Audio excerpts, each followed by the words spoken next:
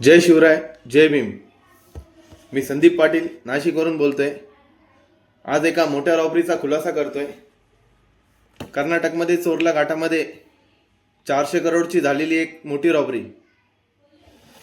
16 October रोजी चोरला घाटामध्ये रात्रीच्या वेळेस 2 कंटेनरमध्ये 400 करोड रुपये जे गोव्यातून कर्नाटक मार्गे बालाजी ट्रस्टला जात असताना चोरला घाटात रात्रीच्या वेळेस लुटले गेले.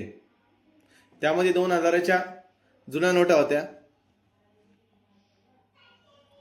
ते ज्या आरोपींनी लुटले त्या आरोपींनी लुटल्यानंतर त्या आरोपी त्या नोटांचा मूळ मालक म्हणजे ठाण्यातील एक मोठा बिल्डर किशोर सावळा, ते 400 करोड रुपये त्यांचे होते.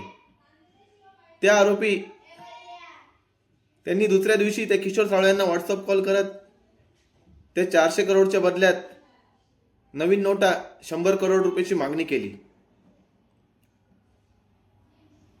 तर त्या आरोपी जे होते ते किशोर सावळाला 100 कोटीची मागणी हे माझ्या नावाने करत होते. म्हणजे किशोर सावळाला व्हॉट्सअप कॉल करत सांगत होते की मी संदीप पाटील आहे, हे तुमचे कंटेनर 400 करोडचे मी लुटले आहे.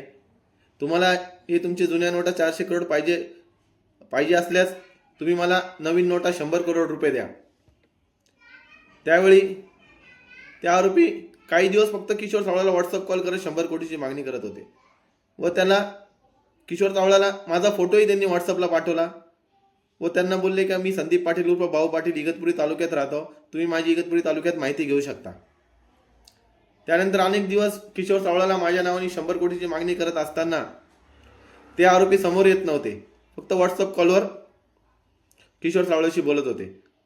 मग किशोर सावळा याने माझे फोटो इगतपुरी तालुक्यात व नाशिक जिल्ह्यामध्ये अनेक ठिकाणी फिरवत माझी माहिती घेतली व किशोर सावळा यांचा जवळचा माणूस